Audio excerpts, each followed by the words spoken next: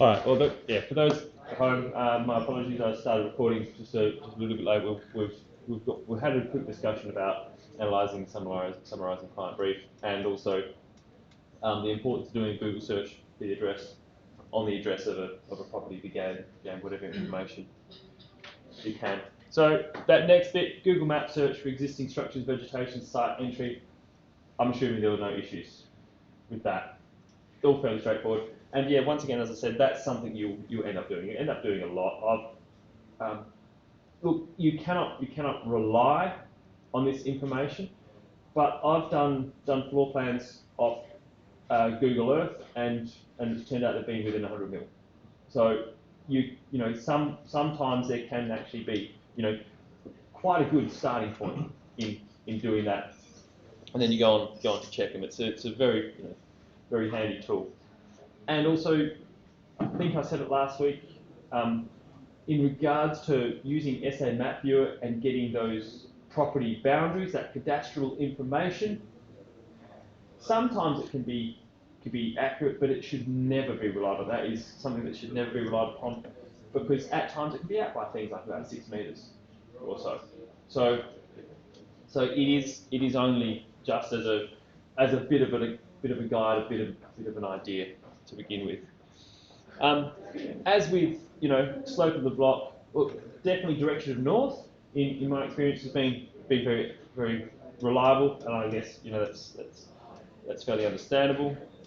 Some information on neighbouring structures, etc. Of course, but slopes, things, contours, so that information that you can get from SA Map Viewer when you turn on the topographic map.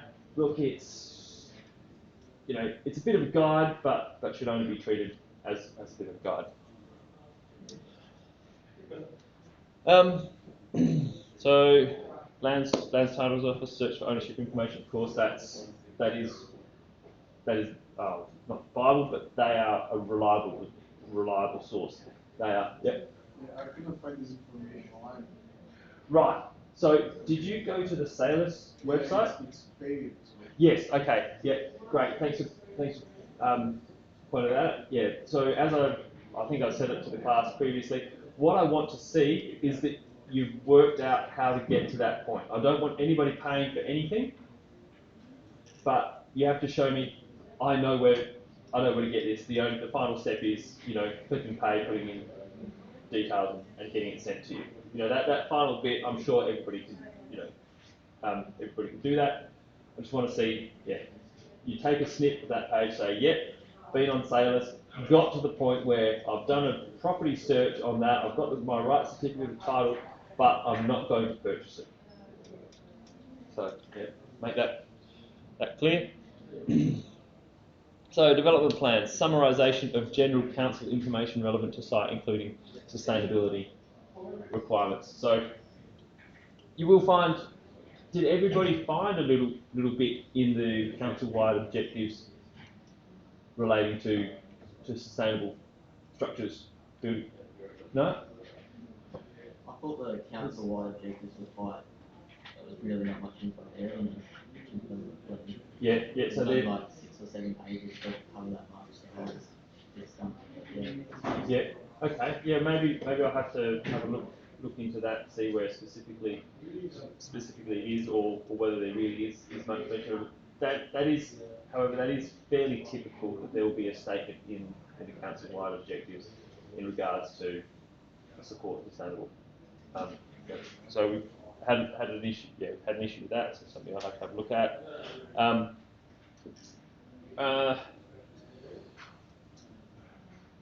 Did anybody find any in the zone-specific information? You found, all right, yeah. Typically, I'd expect it to be in the council-wide objectives and not so much in the zone-specific information. Okay, so we've got it there instead. So summarisation of site-relevant aspects of zone information. So there are going to be, some different interpretations of exactly what is relevant. Some people think, this particular thing we're reading is very relevant. This particular thing is not very relevant. Copy of maps relevant to site, fire zones, etc. So we can find that information from SA Map Viewer.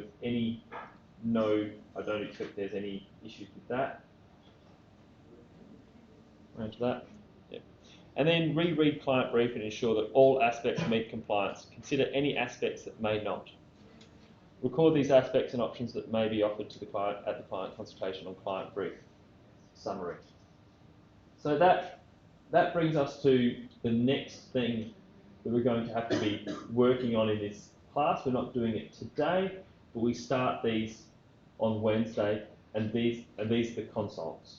So we've got to start fitting in consults. That is a big part of this subject. So the way that happens is that you'll meet with me. Like first time you meet with me, I'll be the client. Next time you meet with me, I'll be the building designer that you're working for. So you're working as a drafter, working for a building designer. You'll meet with me, and then say, hey, I've met with the client. These are the things we have to consider. These are some issues, etc. And then the next time you meet with me, I'll be the counsel. So I keep changing hats all the time. These consults are meant to take 10 minutes. So that's a very quick, very short amount of time to get everything coached out. Previously, I've been fairly relaxed in that. I haven't, just go, 10 minutes, all right, that's it, all finished. I've allowed a little bit of flexibility, and definitely I can do that for this first project. Because we've got a few more people in this class than I have had in this class previously, because this is always a very, very small class, we might have to be far tighter on those now, this year, this semester. Because what have we got? 1, 2, 3, 4, 5, 6, 7, 8. Not right at the start. Not everybody will be doing consults. We've got at least 6 will be doing it. If I keep that to 10 minutes each, and then we have that sort of 10 minutes between those in saving the recordings, all this sort of stuff, sorting that out. That's already 2 hours. We've got a 3-hour class, and on Wednesday, Andreas is going to be stopping by to have a quick chat about processes for doing the for working on the Revit model. So we are very constrained for time for doing this. So we're going to have to stick to those 10 minutes as much as we can.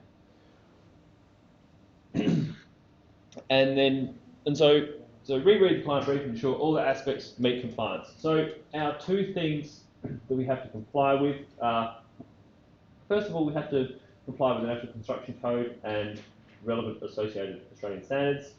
Well, the other one we have to comply with is, well, essentially it is from the NCC, it's bushfire compliance, but that's another thing that's essentially it's a separate body because well, it is a separate body whenever we have to have a CFS referral. We'll talk about that a little bit later on. But then we've also got to comply with the council zoning, the council stipulations. So we've got national regulation, and then we've also got local council that we have to comply with. So looking for where it contravenes any of these. Now at this stage, we're talking about planning approval, but it's not. We shouldn't just look only at the council and go, well, National Construction Code, that's for building rules consent. The reason there's folly in doing that is because sometimes there are considerations in the National Construction Code that will dictate what we can do on that site. And so we have to be aware of those things early on, because if we go formulating an idea based around the council's requirements and putting together these plans and getting planning approval, and then we look at the National Construction Code and the NCC, says there's, for some reason, there's something we can't do, whether it's the size of windows, whether it's, the design of our footings and excavation close to a boundary, these sorts of things. If we have to then go making significant changes, we've got to go through planning approval again. And so it's very important to think about these things at the start. Now, with a very simple residential build, you don't get many of these things thrown up. But it's good practice to think about the constraints of the NCC as much as you can in this planning process for the more complex projects like Project 2 and Project 3.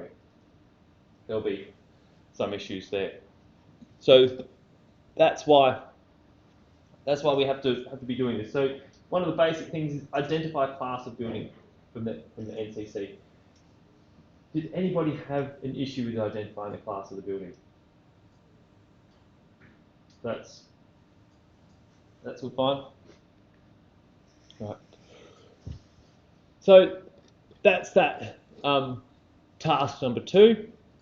So if you look at your schedules, there's not all that much scheduled in for today in terms of activities. But then next week we're into the consults and then also into the drawing. While we're talking about that, the next thing we should be having a look at today is the procedure document.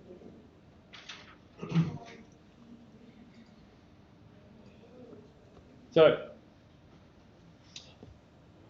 also on that, has anybody opened up the Revit model yet and had a look at the Revit model?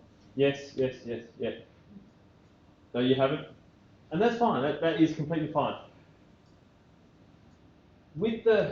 So what we have is we have a Revit model for this property. And currently as that exists, that we're having to bring together a Revit model for a building and a Revit model for a site, bring these together. As it currently stands, there are still some problems with that site model and how that can all be brought together. It has been the major difficulty in drawing for students prior to this. Andreas, I'm by no means a Revit aficionado. I'm wanting to learn the program and get into that. But I've got Andreas helping out with that aspect of it. He's redeveloping that site and also going to do a bit of a presentation on how this can all come together. So probably what's not a good thing to do at this stage is blaze ahead with combining all these things and putting them together.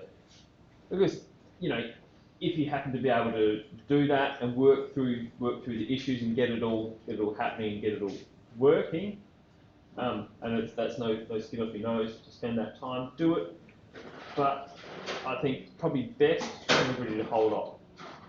Has anybody started putting things together yet? You have, yeah. So, anybody apart from Christian in the room hasn't started putting things together yet? You have? Yeah. How's it going? Is it all right? So far, so good. Yeah, so far so good. Questions about the forms because I don't know how to do it. Okay. Yeah. So that's the forms of council. Yeah. Yeah. All right. Great. Cool. Yeah. So because you're quite good on Revit and putting things together because you've had a fair bit of experience with that. Oh, you mean in Revit? Yeah. Oh no. Sorry. Oh, you haven't brought the site into the building. No. Yeah. Okay. Yeah. No, that's good. No, I think leave that for now. Definitely check out the Revit models, right? As we can see them, there's not going to be a lot that changes insofar as how we see them, but Andreas is making some changes to make them come together better. But although we've endeavoured to make this process simpler for you as well, one thing that you will find working in the industry is you will get various different files from various different people. There will be different people who work in your office that will set up their files completely differently. Now you shouldn't have that. Where I work, we use all use AutoCAD, and that's what we use, and so that's what I'm very familiar with. But we had our standards in the office about how we should go about everything. And we had a fellow who led the drafting team, and he was a real stickler for even the finest points. Yes, it can be, a point of contestation at times, but a bit confronting, but these actually also really important because you'll get somebody who's working on stuff, and then somebody else who takes over that project. You know, I was typically in there for 2-3 days a week. You know, there are other people grabbing my stuff and going with it and using it. If I hadn't set everything up really well, that'd be a problem. But you'll find that does happen. That in an office where you don't have somebody who's really pulling your stuff apart and going, hey, look, we spoke about this, you do not do that. Like if you don't have that, you get people taking their different approaches to things. And you're going to have to solve these problems. You're also going to be getting drawings from other people in other formats.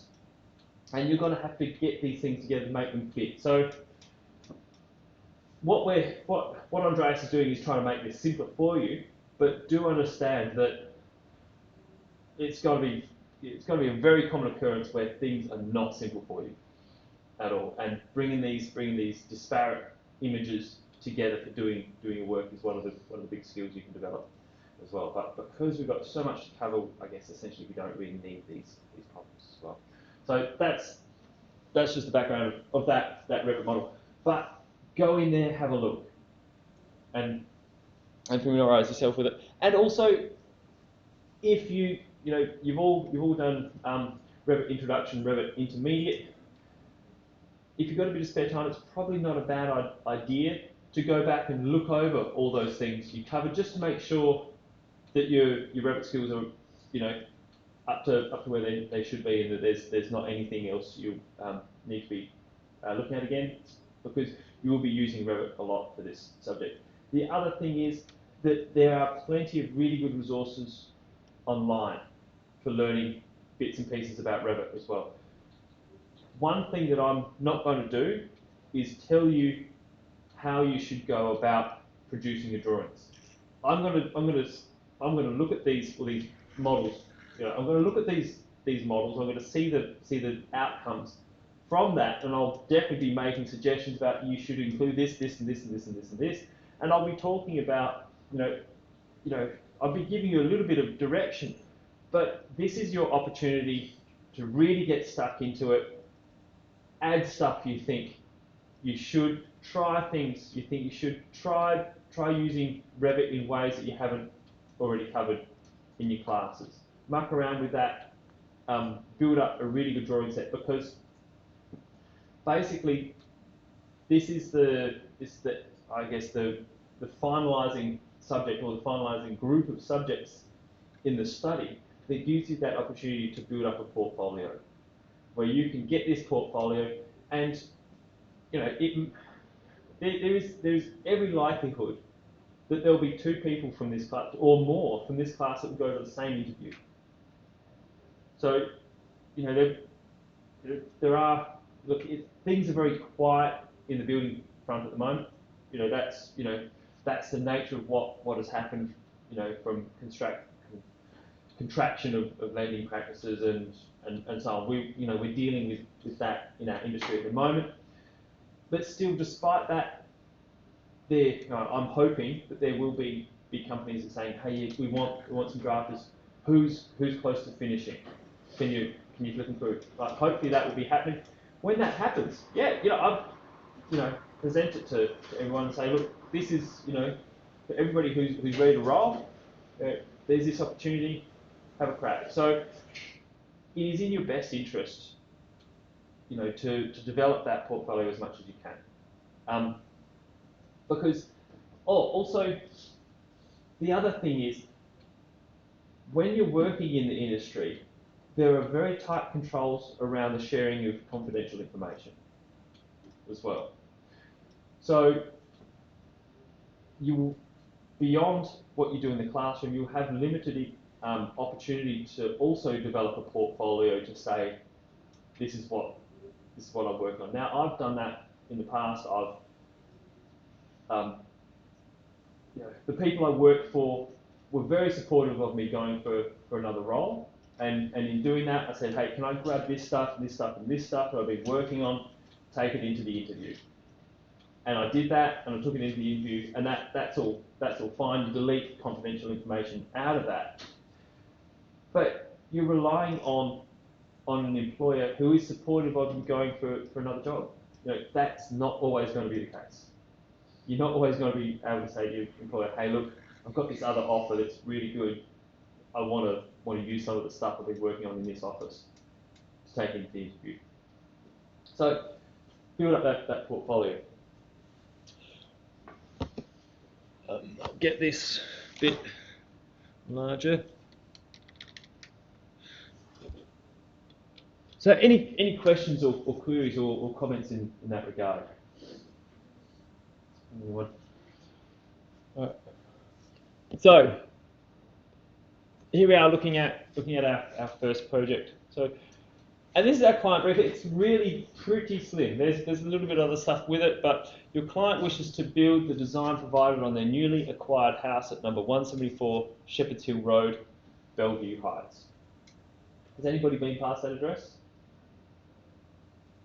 Yeah. You probably drive past it. Yeah. Way out. No one else? Yeah. Look, you can drive past it if you want. Yeah, but let's, now particularly that it's been sold, I don't want people sitting out front taking photographs. And it's a busy road anyhow. There's really not much point to doing that. You're going to get a better idea of the. Well, look, you get an idea of the place when you drive past it. You realise, gee, it's a busy road. But from Google Earth, street view, you're going to be able to sit there and observe the house just as well from that as you will be able to from the curbside anyhow. So no real need to go past there, but Shepherd's Hill Road is a fairly busy road, and it's a particularly busy road at your standard sort of times at about 8 to 8:30 in the morning, and then 5 to 5:30, 6 o'clock in the evenings. The 60 zone dual lane carriageway. It's it's a busy location. Very close by, underneath that site, we've got a bit of bushland and reserves. So there's bushland reserves around the place. So a bit of a fire hazard to the property. There's also quite sloping topography there. It's not a hugely sloping high site. It is the Shepherd's Hill Road follows the crest of that little ridge down, and so the properties either side of Shepherd's Hill Road are reasonably flat, but then from there it really drops away, typical of any of these sort of crests off of a ridge. So that's the site. So they've acquired this site. There's some remnants, but they're not. We're treating it as a vacant site. They're wanting to build this small house on there. So the newly acquired site to maximise views and passive design principles. We've got so much to cover in this topic. I shouldn't really go into passive design principles today straight away. Maybe I'll be able to have a bit of a discussion about it, but is everybody in this room fairly comfortable with that idea? Passive design principles? No, not really? Right, okay, so we will have to have that discussion about that. What I'll do is I'll gloss over it for now, and then if we get the opportunity to look into this much better soon, we'll really look into that. So maximise views and passive design principles. So maximising views, that should not be that should be understood by everybody. Yeah. Does anybody know where the views from that site are? Heading westish. Yeah. So it's on that hill. When you're up on that hill there, you've got a bit of a glimpse of the ocean, but then you're looking back over Marion and the urban area. You've got a bit of a view, and then the bushland just beneath you. So have a look on Google Earth. One of the things, actually, I haven't done it for ages. Maybe you can't still do it, but you scroll, like you're still in the Earth view, so you're not on street view, and then you push down the little scroll thing on there, and you move around, and you get an appreciation for the topography. Yeah, still do that. Yeah, so have a bit of a muck around with that. So pushing down your scroll button and moving it around, it puts the picture into a topographic mode, and you can look at that topography. That gives you an idea of what sort of views you've got to be dealing with.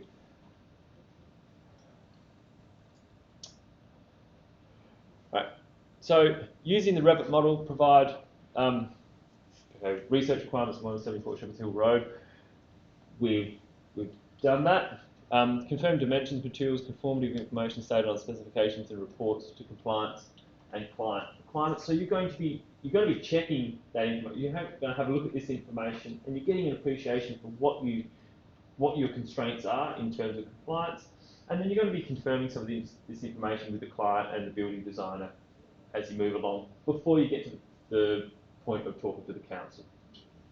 So then it says here, develop models to meet requirements of your site analysis. So when we talk about models, that's language taken directly from the unit of competency. So it says, you guys have to do this. Typically what we refer to is a plan set or drawing set. So you've got to develop that drawing set. I guess essentially it's not just a drawing set, you're pulling in other documents as well and other information, but typically what we're dealing with here is drawn, like visual information, where look at your client interview, if you wish, you produce some 3D models and things like that, and have that interaction. That I'm completely not expecting that at this point. Definitely not with this project where we've got so much stuff to cram in right at the start. But look, that's something that can be done. But yeah, let's focus on the drawings. So your site analysis, contours, materials, so noise control and energy efficiency. As I mentioned before, Shepherd's Hill Road is a busy road. You've got to think about that. Yeah, and energy efficiency. So we'll have a chat about that today. Passive design principles and energy efficiency.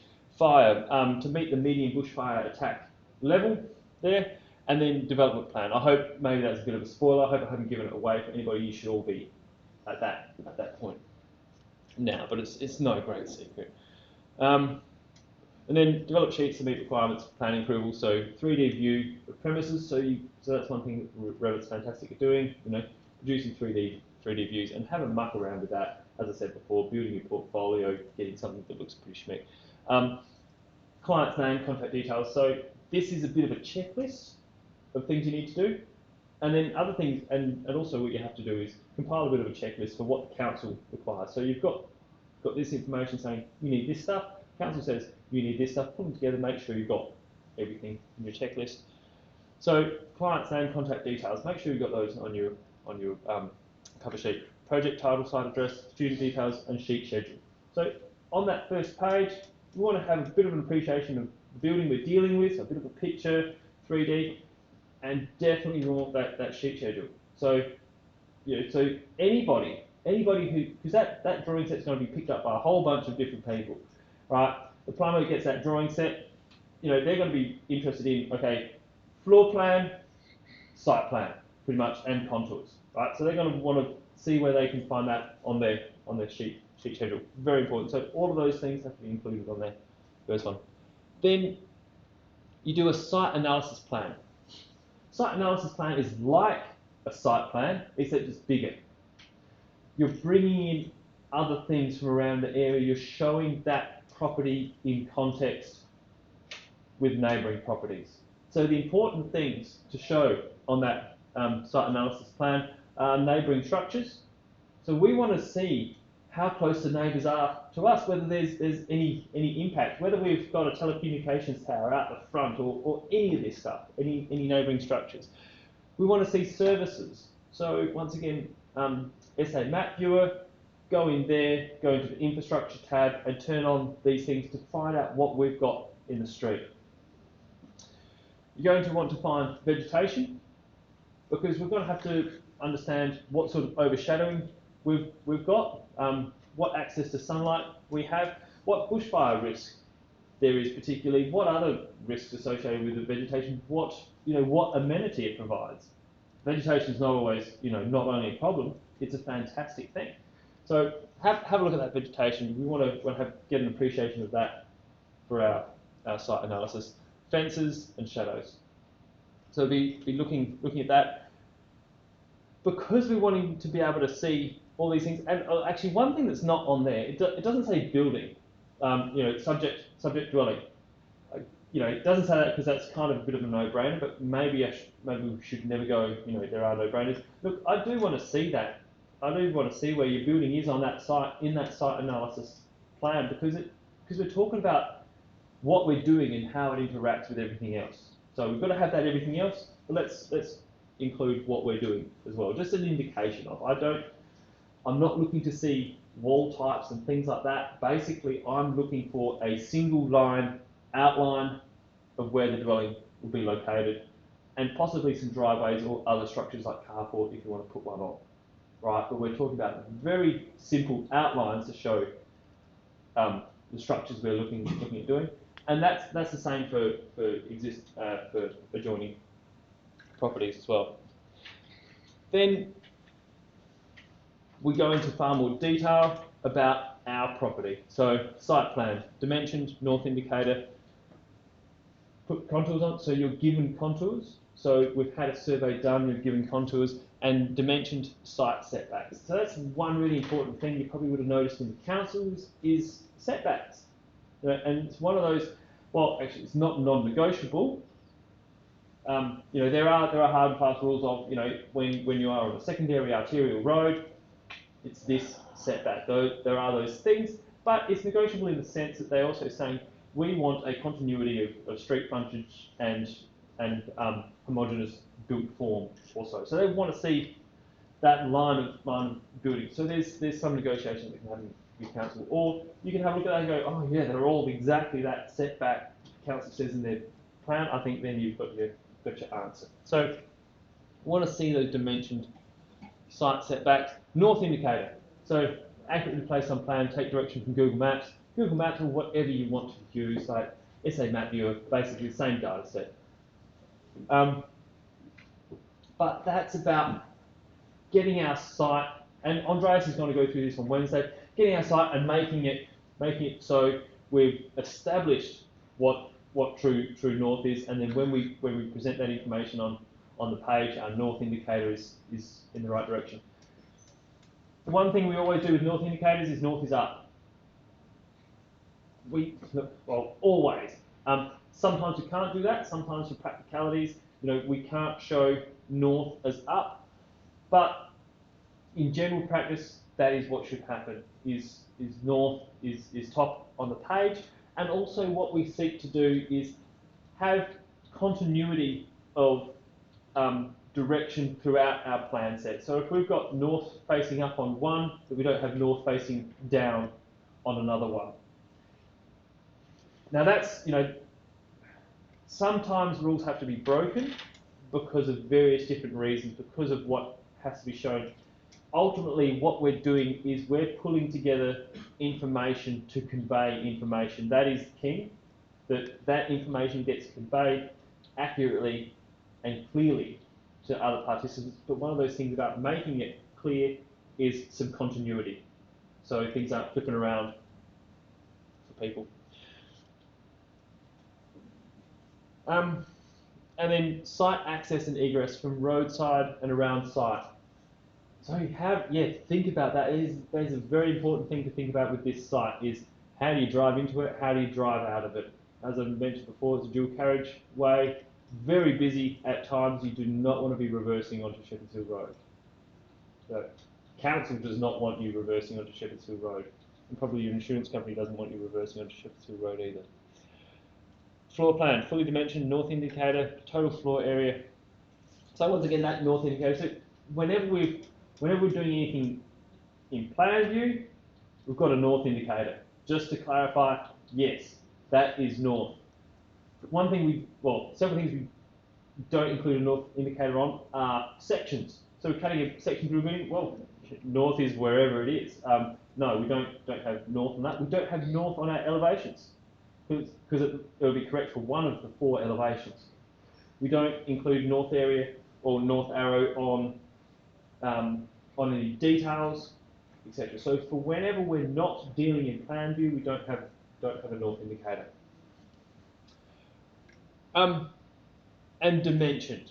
So look, I understand you know, we're learning about, still learning about dimensions at this point in time, and you will continue to learn about dimensions into your professional career as well. It is something that is actually a relatively complex thing to approach.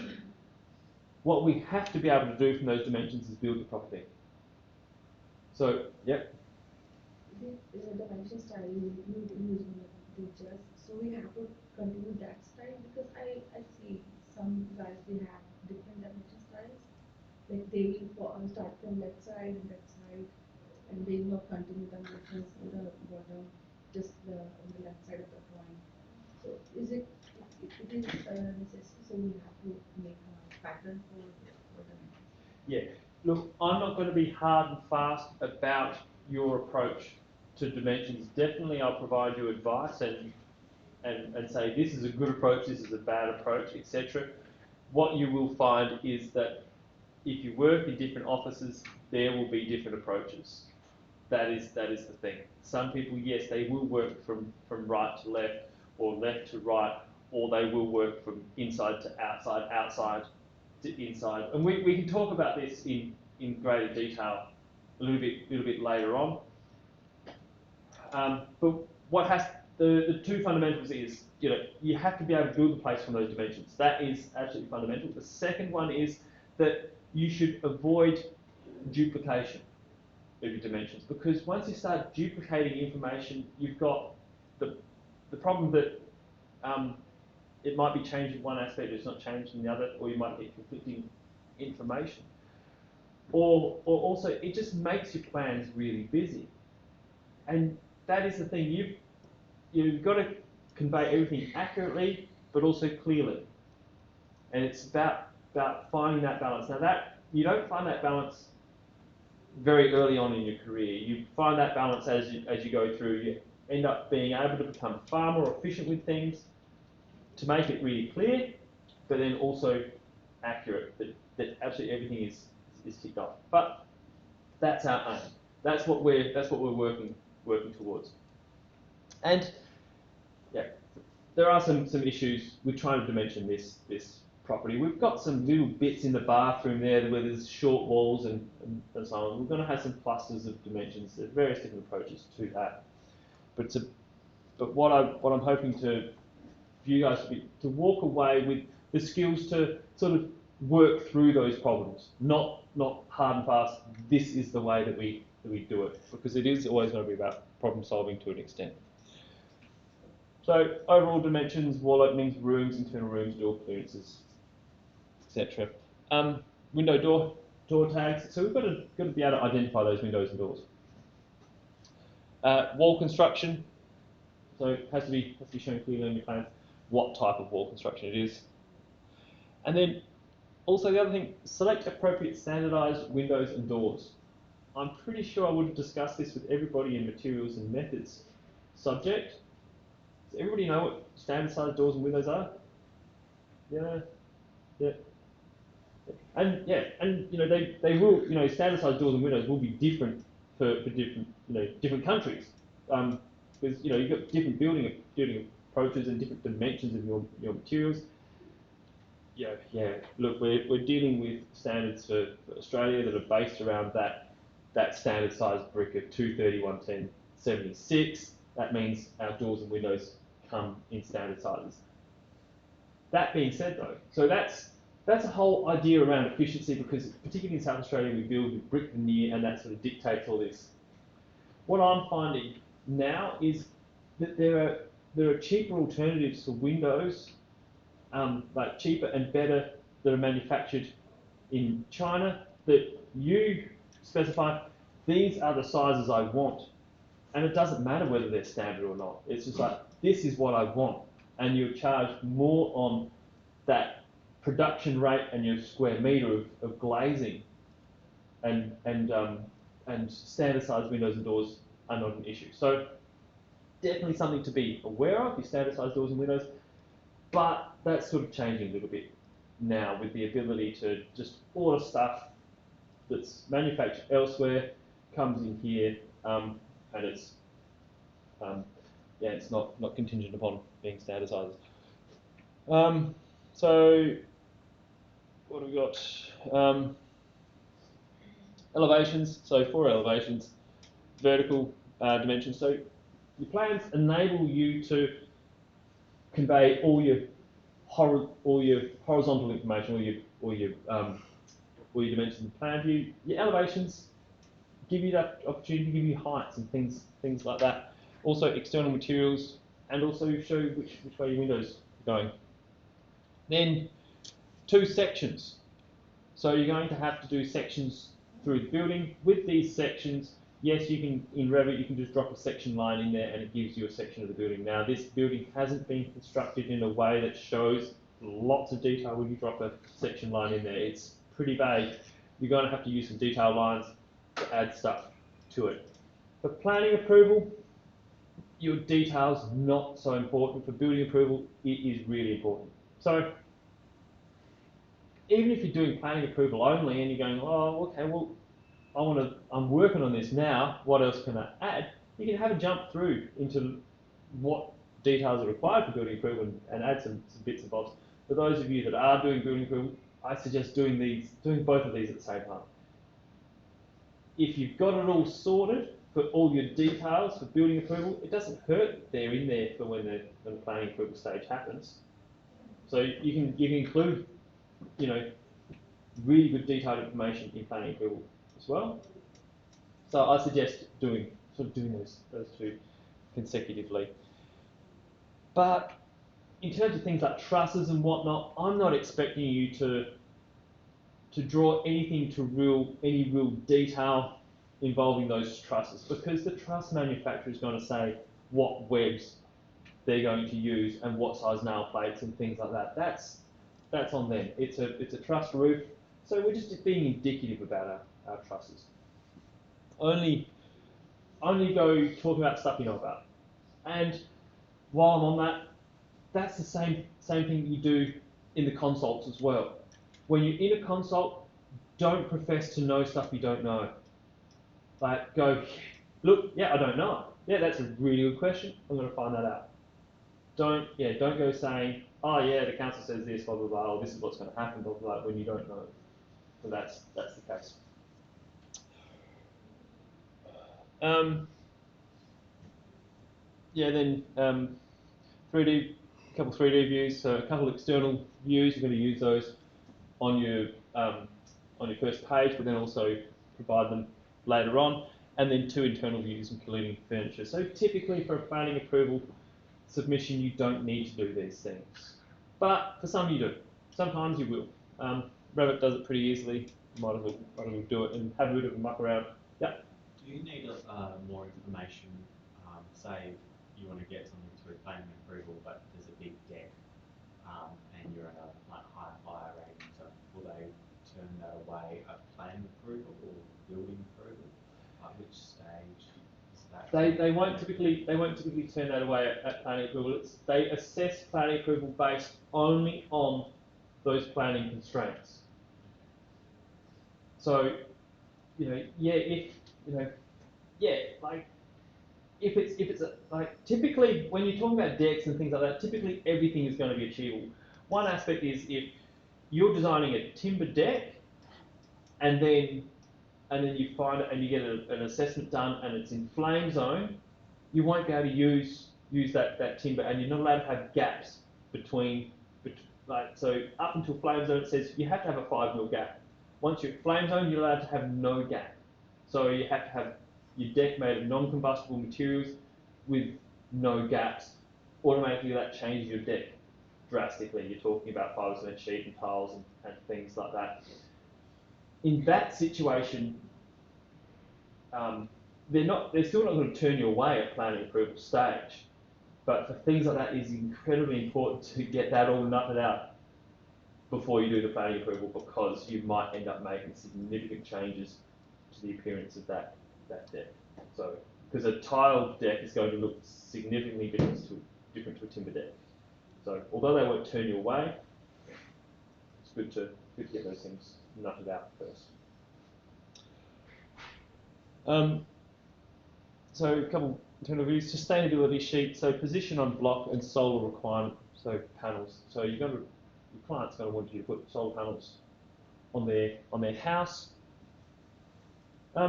Just a really simple thing is, in the winter time, the sun is got quite a low angle in the sky. It shines predominantly from the north, sort of comes up northeast, 34 degrees above horizon at midday, and then sets in the northwest. We're going to want to get sun shining on our solar panels, whether it's winter or summer. So we've got to think about winter. We've got to think about, okay, how are we going to have sun shining on our solar panels during winter time? So, really facing north is the best thing to do. If they're facing east or west, you get a little bit in the morning. In summertime, you get stacks of that in the morning or the evening, but wintertime, you don't get much. Really, north is the place to be facing. And that also goes for your doors and windows or your glazed portions on your building to ensure you get lots of sunlight, because you want sunlight into your building during wintertime as well. We don't want it in summertime, but we do want it in wintertime. So that's why positioning on the block and orientation on the block is going to be a very important thing. Do a door and window schedule, so we can talk about those things later. And then reports, solar panel reports, etc. We'll look at those things later on. That's one of the sort of later things you end up doing. Also, fire safety report. So students will develop a fire safety report for this specific fire zone location. You've probably been given information, a summary sheet already in compliance around, how you. Has everybody got that summary sheet in compliance? The bushfire attack level summary sheet. Yeah. So that's, look, beware. That was written when we had, was it 2000, AS 3959 2008. We've now had a revised version, AS 3959. What I haven't done yet is gone through that summary sheet and just like gone, okay, what changes? I'll have to do that. I have to do that for myself anyhow. Go, yeah, this is changed, etc. But just have a look at that for yourselves as well. And go, okay, we've had a new Australian standard come in to that.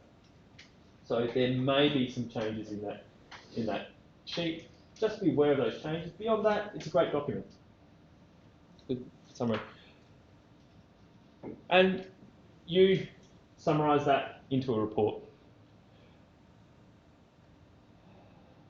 Okay, I will keep banging on through this. So in that report, you're going to be looking at floor systems, posts, external walls. As you know, we can talk about this stuff later on. Have a look at that now, prior to your client consult, because one of the things you're going to be saying, your client's going to say, we want to do this deck on here. It's good to have a bit of an idea about that already. To say, well, there are constraints around that. While we haven't considered that thoroughly yet, this is what we can confidently say. So do have a bit of a look at that. But all this stuff about what you have to include in that report, leave that for a little bit later. So, and then any additional requirements set out by local council. So if you have your consult with the local council, you have your discussions and council, and you're saying, we wanted to do this and this and this, right? And in my experience, all of you are going to have something slightly different that you want to do. That's what happens. But you're going to say, we're doing this and this and this. You have that discussion with council and say, does that fit within a complying application? Council can say, well, can you send me that information? Give me a bit of a detailed stuff, and we'll give you feedback as to whether we can consider that as compliant, whether it ends up being an on-merit assessment, whether it's deemed non-compliant. So you'll all have some different little things, some different little ideas about stuff. Council might tell you, you've got to include that. And what you'll end up having at the end of the day is a plan set which is quite slightly different to other people's, because you've had some other ideas on the way. That happens. So council development plan requirements, completed required application forms including power line notification. So we're going to have to, it seems to be a bit of a problem this semester is filling out these forms. Look, for anybody else who needs another form printed out, I can print you out forms and you write them in. It's not, it's not ideal, but we're not always dealing with ideals. I can print them out for you. You can fill them out and then scan them. So if anybody doesn't know how to use a scanner, on here we can go through that. But that's an important thing for you to be able to do anyhow. Oh, that's another thing I use a lot in the drafting office is a scanner,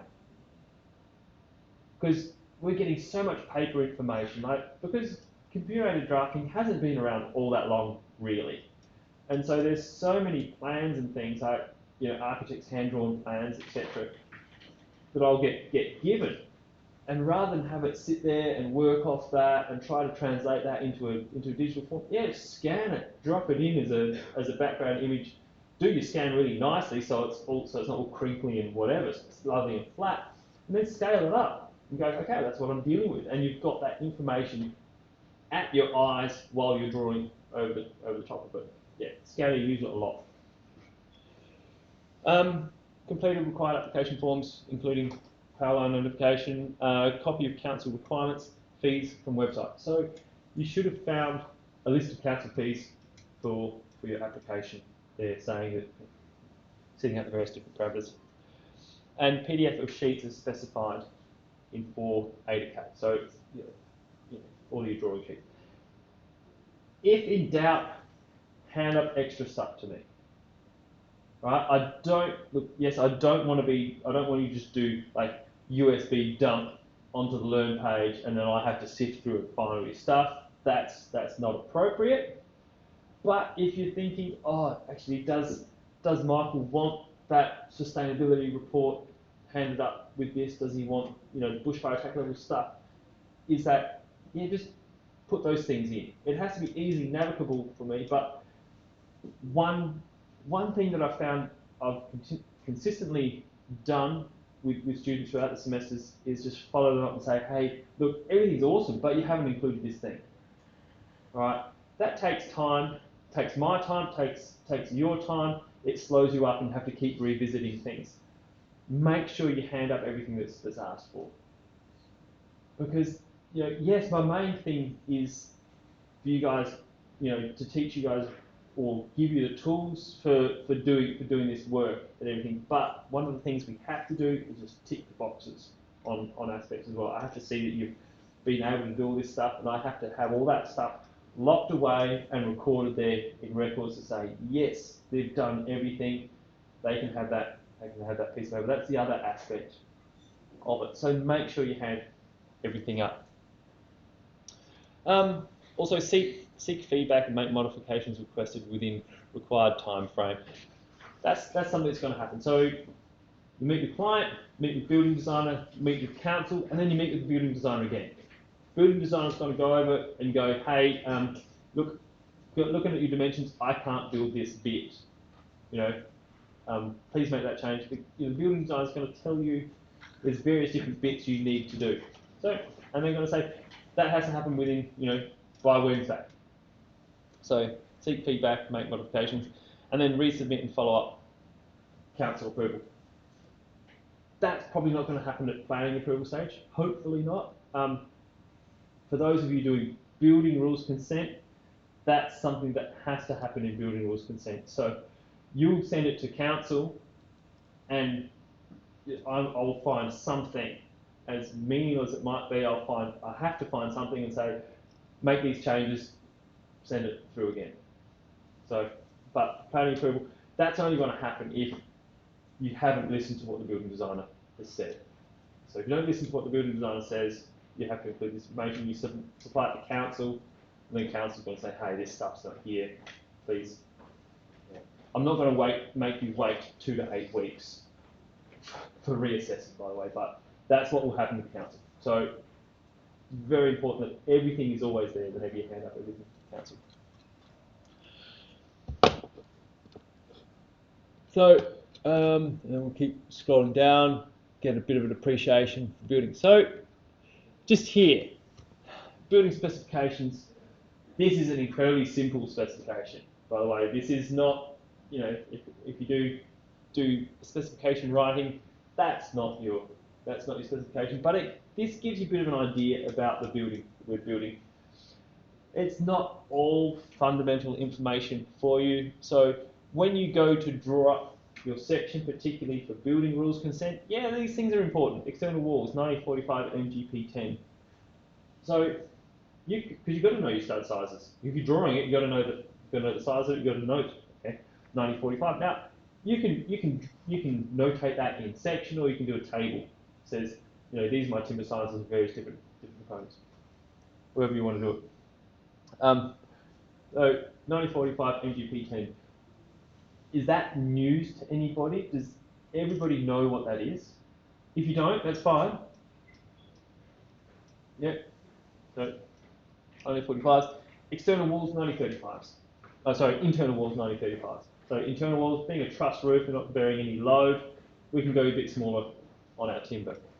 External cladding, James Hardy Primeline weatherboard cladding. You've probably heard that enough by now, but that's what we're using on this building.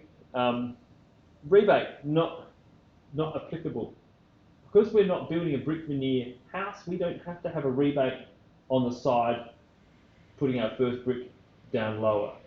So we're going to have a flat slab. So no rebates on the side. It's going to be timber framing, battening out. Actually, no, for James Hardy, you don't have to batten out for that cladding. That cladding goes straight on your studs. So we're going to have studs right by the edge of the slab. That cladding goes on there, and a little starter strip that goes over the edge of the slab to seal it off from embers and everything, rats. Rats doesn't get in there, but any small insects and things like that. So your studs are going to be right on the edge of that slab. Ground level, 150 below finished floor level. That's what we're starting with at the moment. So when you're drawing your plans, yes, you're going to have this slab which is like 400 mil thick, and if you just drop it on the ground, you're going to have your finished floor level at 400 above ground level. You've got to play around with this stuff a bit. That's not to unheard of, 150 below finished floor level, because you're going to end up compacting rubble and things like that around the outside of the building to create slopes for your paving away from the building. You have to have a 50 millimetre fall over your first metre for your paving to meet NCC. And then you're going to have paving on top of that, etc. We want to have still a little bit of our slabs showing. So if termites want to come into the house, they have to build mud nests to do so. We can see that happening. So that's part of the termite protection. Floor to ceiling, 2430. I think that's an odd figure. I think the reason they got 2430 is probably because they're going to batten out with some top hats, possibly some 25 mil top hats on the underside of the trusses, and then the plasterboard of that. So they end up bringing that down to 2400 high ceiling. Then that 2400, that's a very normal height because you've got two 1200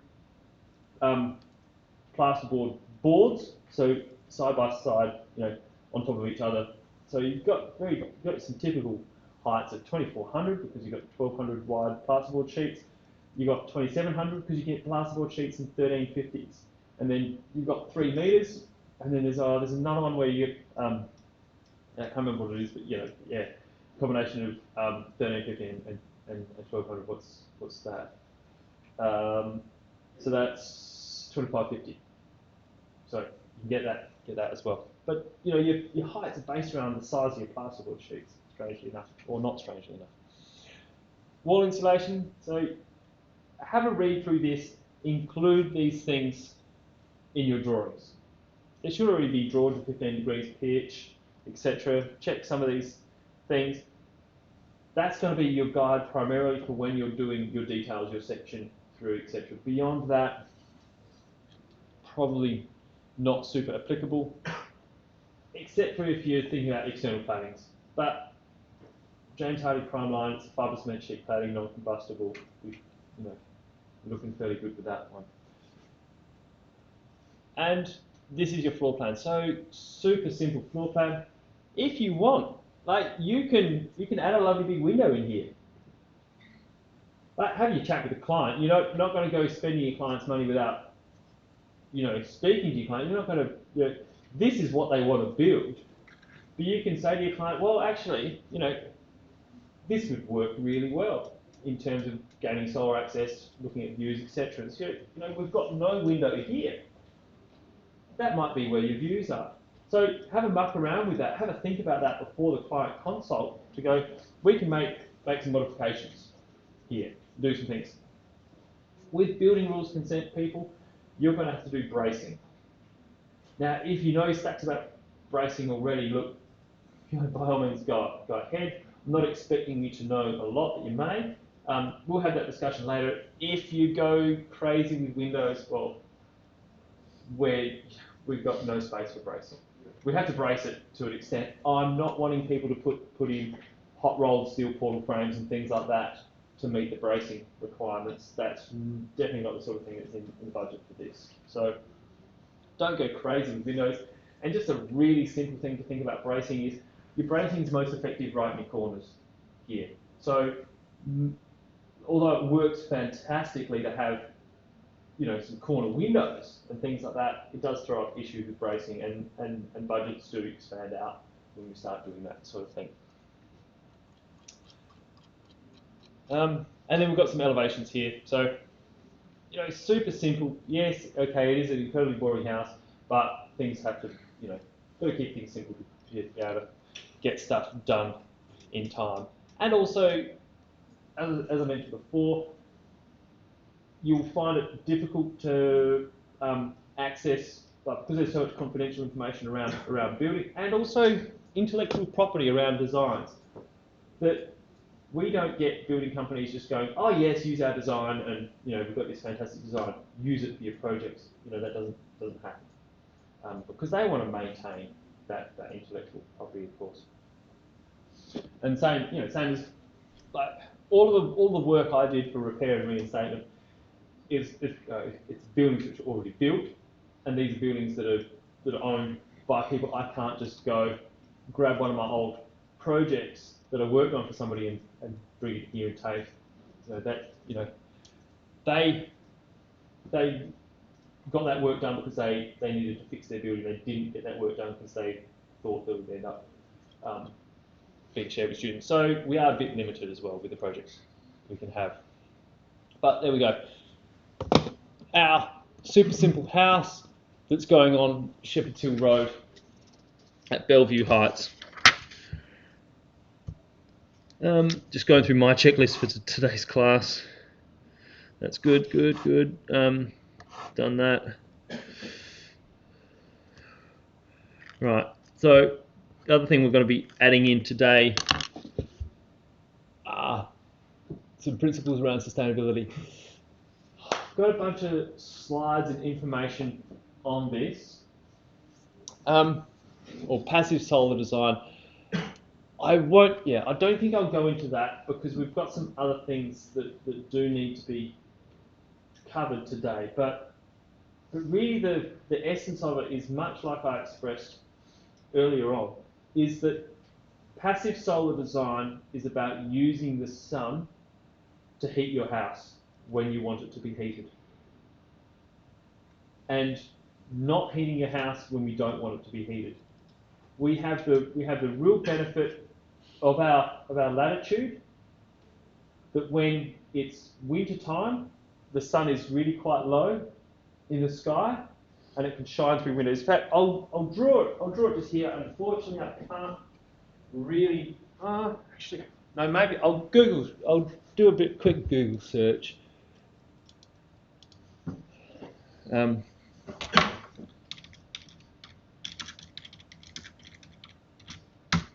And then get an image on that, because it's by no means complex at all.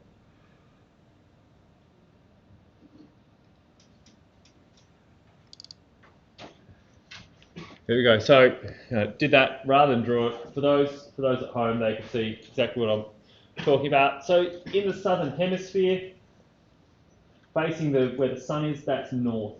So in winter time, because the Earth does this on an annual basis, like rocks on its axis, that sun is over the northern tropics. So Indonesia, etc., and then in summertime it comes down back, crossing over Australia. So in summertime it's much higher in the sky. It comes up closer to due east and sets closer to due west. That means that in the morning, in summertime, if you've got big windows facing east, you're going to get a lot of sun in those windows in the morning. Now, a bit of morning sun is nice, but still lots of morning sun is a horrible thing in summertime.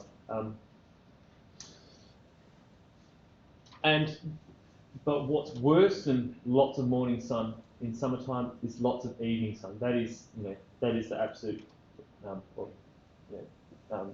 absolute worst, because your building will have already heated up a little bit throughout the day, and then if you start getting that baking sun coming in through windows, there's very little you can do about that. It makes the place either quite unbearable, or you have massive power bills trying to counter that effect. There is a lot of energy that comes in with sun. Now, certainly things you can do, you can have tinted glazing, you can have shading, like louvers that enable a view straight out. Like if we're building on the Esplanade, we're going to have big windows facing west. That is, that's pretty much a given. You pay $1 million for a bit of land on the Esplanade that you'll pay half as much for if you're 100 metres back, right? You're going to want to get those views. That is why people build on the Esplanade. But there are solutions you can think about to that. So it's not always a no-no. It's just about thinking about what is the sun doing. So passive solar design hinges around that principle of summer sun. It's quite high in the sky. Wintertime, it's very low in the sky. We actually want to get that heat in. Now that sun, as it shines in through the glass, the way the radiation, the way it travels, changes slightly as it comes through the glass, and it can get trapped inside the building, which is a fantastic thing. That's what we want. And also, as it shines through, it shines on the floor. So on our picture here, we've got a concrete slab for that building. That concrete warms up. So yeah, it's this little bit right down the base of the building there. We've got concrete there. So that concrete provides us with thermal mass. If you heat up a piece of concrete, and if it's a large block, then that piece of concrete will keep giving off heat for hours. So, yes, it gives off a lot of its heat very quickly, and that dies off. But if we've got sun shining on that concrete slab all day, we're at work, sun's doing its business, shining on that concrete slab. We get home in the wintertime, the house is nice and warm because there's radiant heat coming off that concrete slab, and then that will continue to do that for the next day or so, and then during the day, the next day it gets charged up more again. So we can take advantage of that free heating, and whilst summertime, we often get these blackouts in summertime because people are turning on their 3-phase air conditioners and just putting so much load on the grid. But on an annual basis, those periods are really quite short. So we've got some very big loads to counteract the sun's energy in summertime. But what contributes significantly to people's power bills is actually heating their houses up through winter. And so if we can take advantage of that, you save the clients a great deal of money throughout the occupation of their house. You could also use thermal mass on the internal walls that are facing north-south. Yes. Yep. Certainly. Particularly and I think actually, if I go back to that one, scroll through my images a little bit more. You've got things like this, which is a clear story window where we've got access to sunlight through these windows, but then we've got these high windows here which enable sunlight in there. Particularly in that scenario, you definitely want thermal mass on that southern wall there, because you're getting sunlight directly onto that. That's another opportunity. Now, it's always going to be a case-by-case basis. It's always going to be a balancing of priorities and approaches when it comes to this. There's, yes, there are concepts, and there are, how to say it, physics doesn't change. The thermal mass of the product doesn't change, but the way you approach that is going to be different for every building. But some of the important things to consider is that thermal mass is fantastic when it's used appropriately, but it can be absolutely terrible when it's used inappropriately. So for any of you that live in old houses, like with massive thick stone walls, I think you realise it is a curse. 4 days into a heat wave, and the house is stifling through the night. There's nothing you can do about it. That thermal mass serves you very well in winter time if you've got like a log fire or something like that, and you build up this heat in your house, and your house is just in essence warm. But it can be a real curse. Think about using thermal mass appropriately where you can. Now, that's not a massive driver of this project. I'm not expecting you to plough in a huge amount of time and go like, oh, this is how eco-friendly we can go with the house, and and extend our budgets out immeasurably. But you've got to think at least about facing your glazing north and having adequate shading. I guess that's one thing I didn't speak about, is that thing of adequate shading. So a general rule of thumb is the distance of your eaves overhang should be 45% of the distance between your window sill height and then the underside of that eave, as a general rule of thumb. Can you say it again? So your eaves width, the width of your eave in latitude like Adelaide, should be 45% of the distance between your window sill and the horizontal from your eave. And then there are optimums around your window head height as well. That's going to be if you get that sun angle of, I think it's 34 degrees, but maybe check that. You get that sun angle like midday winter solstice, and you put that on there. That's your optimum window head height. But once again, if that tells you that we've got windows that are 22, 30 high, well then it's not a standard size door and window. We're not going to be fundamentalists about this by any means. But yeah, windows facing north, fantastic. And of course, you're given an eaves overhang on this building.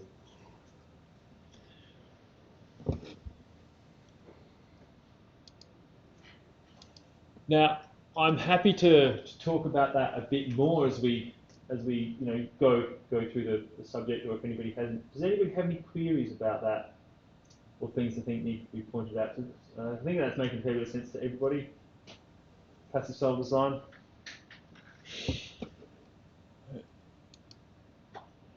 Also, do people want to take a bit of a short break?